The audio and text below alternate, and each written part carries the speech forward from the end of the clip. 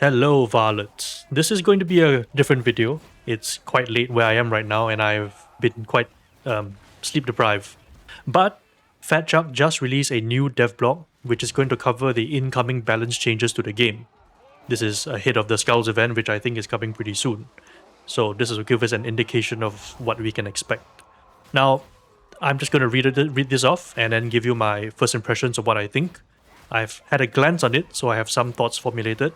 But here we go. Warband. Next week's patch will come with some balance changes that we have been working on for a while now. Balancing the gameplay experience is important to us, and we have been following the discussions around this topic. Today, we will look at just the upcoming balance changes in the patch. The rest you will get in the normal patch notes when it drops. In the coming update, we're taking the first step in a broader effort to improve both performance and combat balance. First, some background on this. Over time, as we've expanded and improved weapons, talents, and introduced new classes, the overall player power has increased in the game. To maintain the intended difficulty, we have increased the enemy density and spawn rates of elites. And while this has kept the game intense, it has also introduced new challenges for us. As difficulty rises, enemy count increases, and in especially enemy density scenarios, this often impacts performance and stability. Damn right, the recent event with all the rages spawning kind of stutters my game a little bit. At the same time, as we rely on increased numbers of strong elite enemies to scale the difficulty, we also narrow down the range of effective player loadouts. It's important to us that you can use your favorite loadouts in as many scenarios as possible and not box players in too much. This sounds like the thing I think many of us long-time players have been thinking about, especially in my case because I do a lot of build crafting guides. And if you look at how builds tend to be formed around it, it's always centered around can you deal with carapace, because that is the primary enemy and the primary problem if you are going to have to overcome if you're playing in the high havocs or even below. So our long-term goal is to bring these elements back into better alignment. We want to preserve the intensity of combat while making it more stable, more readable, and more supportive of different builds and loadouts. Good, good. This means toning down the most extreme of enemy scenarios while also addressing a small number of player power outliers that have been shaping our encounter design. 100%, even if I didn't look at the notes beforehand, Uncanny Strike will have to be addressed in this if you are talking about how certain power outliers shape your builds. This update focuses on carapace armored enemies, particularly Ogryn Crushers. These enemies, and the tools used to counter them, have been a central part of the current meta. Yes, that is true. If you looked at my Rotbreaker builds, a lot of them have been focused around dealing with Ogryn enemies, especially Rotten Armored Ogryns. As we lower how frequently these threats appear, we're also adjusting the most dominant anti-carapace options. Here we go. Enemy changes. This change is a first pass at reducing the amount of Ogryn Crushers across the game. Do note that the value below is an average across multiple missions, and any single mission may still have fewer or more Crushers, based on the specifics of the run. This is to maintain a healthy variation of the randomized spawning system with the goal of keeping every mission fresh and exciting. With that being said, we are going to continue to monitor post-patch and adjust accordingly. Enemy spawns lowered Ogryn Crusher spawn amount by around 30% on average. That's a pretty sizable amount. I think you used to deal with around, say, 12 or so Crushers on Havoc 40 on the high end, because they come in waves as well. So 30% means we're dealing with about maybe between 3 to 4 Crushers less. This affects ambient spawns, horde spawns, and event spawns. Havoc. An additional 15% on average reduction in Ogryn Crushers, Bulwarks, and Reapers. Okay, so it's going to be even less now on Havoc 40, which is a good sign, I guess. Rotten Armor Modifier. Armor type override has been changed from Carapace Armor to Infested. Dev note, this will allow for greater diversity of weapons to be brought into a Rotten Armor mission. So this is something I think I remember watching Reginald's video on when he addressed about Carapace Armor or Rotten Armor as a whole in the video. One of his suggestions was that they as in Fatshark, changed the armor type to Carapace, which would then give some variance in the type of armor that you were dealing with in the game. So now that Rotten Armor is entirely, is it only for Ogryns? No, it's a Rotten Armor Modifier, which means it's for Rages and Maulers as well. So an entire class of what was once Flak and Carapace is now going to use the Infested damage profile. This is good and should represent an overall damage increase because most Infested damage profiles tend to be higher than your Carapace. So this is going to be quite interesting when it comes to melee builds and range builds, build crafting as a whole, when it comes to dealing with rotten armor. Now, the damage resistance is still going to be there, but the fact that we are not boxed into using only things that have either Uncanny Strike or have a significantly high finesse multiplier to deal with rotten armor is going to be helpful. I'm quite interested in looking back in my arsenal to see what I can actually put together if I think about trying to deal with infested elites, which is what rotten armor modifier will now provide. And lastly, they also lowered the amount of rotten armor enemy spawns, so we won't be getting the gigantic waves of 3 waves of, I don't know, some 20 plus 30 even rotten armored ragers, maulers, and crushers in the mix. Dev side note, in the last few patches, we have been tweaking the limits of the amount of enemies that are allowed to be spawned at the same time. This is to ensure that the performance of the game is better during higher tension moments where there might be an extreme amount of enemies spawning. Yes, frequently I think before I got my PC improved, I was dipping down to maybe around 40 FPS during the highest intense moments during Havoc 40, and that was just not great for the game. Class changes. As we are lowering the amount of carapace armored enemies you will encounter, to maintain balance, we are also tweaking some of the strongest anti-carapace tools. Veterans, split the Talon demolition stockpile into different replenish timers for each blitz. Crack grenades went from 60 seconds to 90 seconds, and frag and smoke grenades are unchanged. So this will be similar to what the Hive Scum currently has, where the timer is different. Oh, for RBTs as well. RBT's timer is different for the blitz. Hive Scum, Boombringer, max charges from 3 to 2. Extra pulses is 4 to 3, so they reduce charge by 1. Chem Grenade reduced from 3 to 2, also reduced by 1. Chem Toxin Dot. Damage per tick while at max stacks change from 400 to 350, so that is a 12.5% reduction. Okay. Weapons and balancing changes. Uncanny Strike, here we go. Opportunist and Bladed Momentum. Now, Bladed Momentum is an interesting one, seeing as pretty much I don't think anyone really used this talent that much. Anyway, the Uncanny Strike, Opportunist, and Bladed Momentum weapon blessings provided a relatively easy way to gain a large amount of rending, which could then be applied to any outgoing damage from the player, and not just to the damage coming from their melee weapon or towards the enemy that was being hit to trigger the blessing. Oh, I see where this is going. Uncanny Strike was changed to apply brittleness to the enemy being hit instead, allowing the player to still reach a considerable bonus, 40%, but only after repeatedly striking the specific enemy in melee. Okay, so this is kind of what I expected when they released the shivs for the first time with the new Uncanny Strike. So the original Uncanny Strike, as we'll read down here later, hits a maximum stacks of 120%, so it bypasses the rending limit. But the newest one that came out with the shiv had a limit of 40%. So I guess they have now changed it from just rending, global rending, to now brittleness, which means it's enemy specific. So a lot of cheese builds, if you will, or the old Inferno Staff and then stack Rending Strike, or not Uncanny Strike, that probably isn't going to work anymore just from this change alone. And this will have implications for a lot of the builds I made in the past as well, because that operated on the assumption that Uncanny Strike remains the way it is. Well, time to take a look at all the old builds and start again. Opportunist and Bladed Momentum were changed to apply the rending bonus only to melee attacks instead of any offensive effect. So this word here basically means no longer affecting bleed. So Zealots and I guess Ogryns as well as Hive Scum and of course Soul Blaze. So these will be reduced to that effect. I think Bladed Momentum is just for heavy the heavy blade, and Opportunist is for Opportunist is for RBT's shield and Ogryn shield off the top of my head. So that means RBT shield does it have dot? Can it apply dot?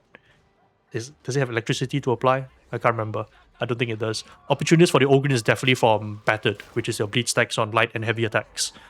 Uncanny Strike Blessing, here we are. Rending to Brittleness.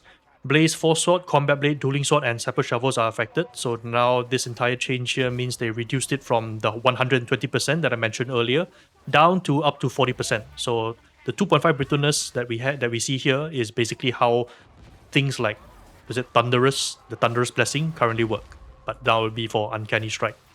Actually, does this mean that Uncanny Strike is now the same as Thunderous?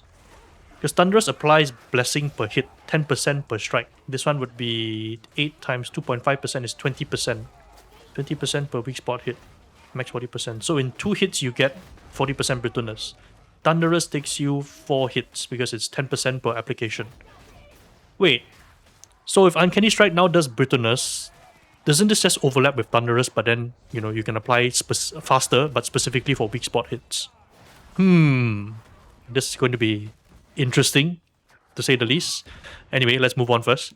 Shivs, from 8% rending per weak spot hit, up to 2.5%, 10% per weak spot to 40%. Okay, so the Shivs version of Uncanny Strike is basically Thunderous, because this is exactly what Thunderous is right now, but is now specific to weak spot hits. Okay, so this change I'm not so sure now that I've taken the time to actually read it. We'll see about this.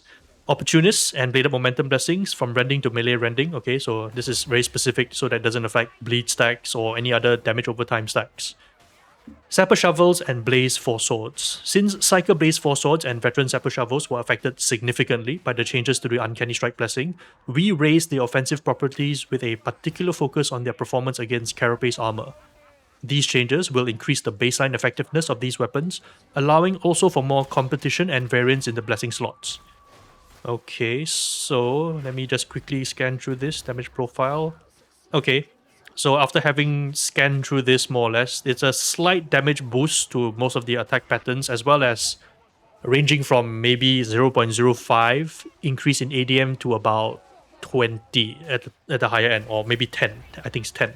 Not exactly sure. This definitely does not replace the loss of Uncanny Strike, but it makes it a bit better.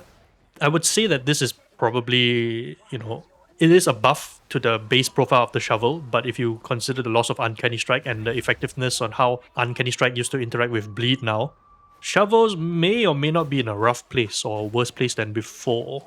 But I guess we'll find out when we get the full patch notes and everything in the game to do the testing. Damage profiles against secondary targets of the attacks. Heavy Relentless and Heavy Strike Down damage scale up on all targets. Blaze Four Swords. Wait, what? Is this supposed to be Blaze Four Swords? Oh, okay, I guess it's a formatting error. Blaze Four Swords. Damage profiles ADM versus Carapace armor against first target of the attack. Light Vanguard from 0.01 to 2. 20% for light attack is not bad actually. Light Strike Down Stab from 0.5 to 40. Okay. Light attacks are actually pretty good on the Blaze Four Swords now with these changes to Carapace. I have to look at the profiles of the light attacks, because most of us just tend to ignore light attack except for the demos. But we'll see what the numbers change as a result of the changes to ADM here. Damage profiles of ADM versus Carapace armor against secondary target from 0 to 0.1. I mean, that's if you can cleave Carapace in the first place. Obscurus Mark II Blaze Four Sword. Slightly delay the active window for the Light 2 uppercut attack to make it easier to connect with weak spots. Shivs. With Chem Toxin now dealing less damage, we have increased the effectiveness of the Shiv's weapon special direct hit properties to weigh up for any missed breakpoints. Specifically for the Mark I version, the bonus from the critical hits was lowered, maintaining the huge offensive spike potential of the weapon, but in a more contained way. Weapon special, this is the throwing knife special that applies up to 6 stacks of Chem Toxin if you land a weak spot. Direct hit damage increased from 190 to 235, so that's 45 damage. Finesse boost from 1.2 to 1.6. ADM versus Flag is 0.5 to 0.6 when it's near, and far is 0.25 to 35. I think it's better. Between the finesse boost damage and the direct damage increase, you will actually do a higher burst damage to compensate for the drop in Chem Toxin effectiveness. That, and combined with the improved ADM for against armor, should result in equal if not better, at least off the top of my head, trying to remember all my Chem Toxin numbers. Mark 1 damage profile, crit boost curve on the most profiles was lowered by around 0.15. Okay, I guess it was still too strong even though they nerfed the cleave profile of it. Dueling Swords, finally. After so long, we finally see the Dueling Swords touched again. While affected by the Uncanny Strike changes, the Dueling Swords heavy attacks still remain an outlier in effectiveness. Yep, damn right. Especially because their extreme finesse, weak spot and critical hit scaling. Yep, this was the case. This is why, even when you use a Dueling Sword without Uncanny Strike, but use something like Thrust as well as Shred for more critical chance, it could still chunk enemies really hard because the finesse multiplier was just that extreme. We have slightly lowered those properties while maintaining the high mobility and overall ease of use of the weapon family. Ease of use. So it's pretty easy to use already, I think. Heavy Strike Down, so this is presumably the stabby. Oh no, this is a stab. Strike Down would be, okay, so that's for the Mark 5. Finesse boost from 1.1, 1.2 to 2, so slight decrease here. Crit boost curve, slight decrease as well. Heavy Stab. Okay, so this is the stabby one for the Mark IV. ADM versus Carapace reduced by 10% by 0.1. Finesse boost reduced by 0.2. Crit boost reduced. Okay, so cumulatively this should have an impact on its damage scale. It still hits pretty hard, so but it shouldn't be obscenely high anymore now between Carapace changes as well as the Finesse boost changes. So, but we'll see in game. I maybe have to do some testing now to lock down the numbers ahead of time. Inferno 4-star. Alongside changes to Soul Blaze, details just below, we are giving a small buff to the Carapace armor direct hit effectiveness of this 4-star. Carapace direct hit armor effectiveness, I mean, it did like almost single digits or just around double digits, so I'm not sure if this was needed at all, allowing it to still be valuable against heavily armored targets and a mixed group of enemies. I mean, okay, the direct damage, people didn't really use the Inferno Star for the direct damage anyway, especially against Carapace armor specifically. Damage over time effects changes. Since the ease of gaining global rending was significantly lowered due to the changes to melee weapon blessings, we have increased the armor damage modifiers for specific damage over time effects against Carapace armor type, and overall slightly raised the damage of Psyker's Soul Blaze. Oh, raise the damage of Psyker's Soul Blaze. Okay. Dot effects. Burn ADM versus Carapace armor 0.1 to 0.2. Nice. Soul Blaze ADM versus Carapace armor from 0.1 to 0.25. That is quite a jump. 0.15 is an entire veteran's rending blessing built into Soul Blaze now. Soul Blaze damage per tick while at max exchange from 250 to 255. Okay. To compensate for the loss of Uncanny Strike. I know the Uncanny Strike, the rending that it provided was very pivotal to Soul Blaze dealing damage over time to it. I think if you did not have Uncanny Strike at all, your Soul Blaze damage was around 88, I want to say, with just the Inferno Staff alone. I'm not sure. It's definitely going to be less crazy like I've shown you in my Rod Breaker Cycle, because that was at full rending at near maximum stacks of Soul Blaze, where it was dealing around 800 to 900 damage per tick of Soul Blaze. Anyway, we're at the end already. Looking ahead, this update is the first step of many to improve both gameplay balance and technical performance. In future patches, we will continue refining enemy compositions, adjusting outlier weapons, and improving those that have been falling behind. Please buff the Surge Staff. It needs love, and if you're not going to release a new staff, at least make the ones that we have now usable. Darktide is at its best when combat feels intense, responsive, and fair. These changes are aimed at supporting that experience, reducing unnecessary extremes while expanding the number of ways players can succeed. There are plenty of other mechanics and enemies that we can improve, such as the high density of Ogryn Bulwarks. We'll talk more about our shielded enemies in the near future. We'll be closely monitoring feedback and performance data as these changes go live, and we'll continue to iterate based on this. Please let us know what you think of these changes after you've had some time testing them out next week. Next week, okay, so we are expecting a balance change next week. Does that coincide with Skulls? I'm not sure. That's all for today. See you in the Morningstar, the Darktide team. Okay, well, that's a lot of changes. There's some of them which I didn't expect. I didn't expect Uncanny Strike to be converted into Brittleness. Like I said, this kind of raises the question of an overlapping function between Uncanny Strike and Thunderous. Now, granted, these weapons don't inherently have the Thunderous blessing, and it's specific to weak spot, so I guess that is the main differentiator. But as a means of what the blessing does, it's basically the same as Thunderous now. You've basically converted Uncanny Strike into Thunderous blessings. I was initially expecting them to turn Uncanny Strike into what the Shivs had, which was just a global blessing but at 40%. I guess now it's just only for Brittleness and no longer having global rending, so that's going to affect a lot of builds.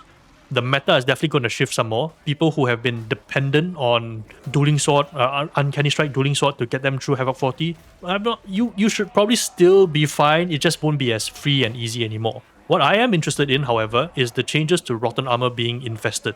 I will release a probably more concrete and coherent video covering all these changes.